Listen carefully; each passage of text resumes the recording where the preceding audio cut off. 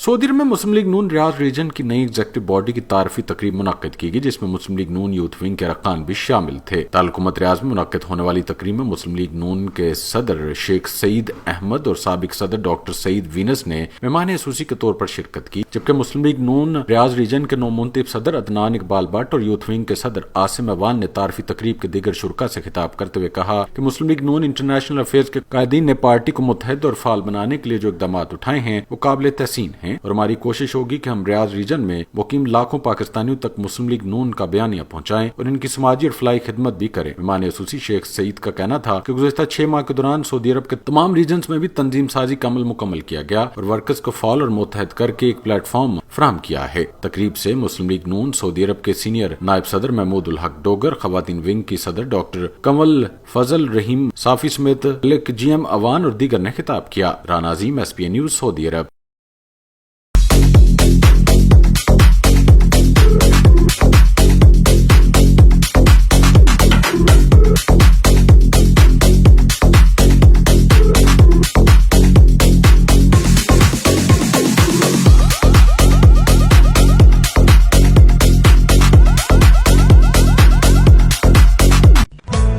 Sitara sweets and bakers 15 साल से आपकी खुशियों को जगमगाने वाला सितारा मक्खन से तैयार करदा स्पेशल बेकरी आइटम्स, फ्रेश और खस्ता फास्ट फूड। सितारा की मिठाई के जायके ऐसे जो आप भूल ना पाएं। बर्थडे और वेडिंग केक तैयार करवाएं जैसा आप चाहें।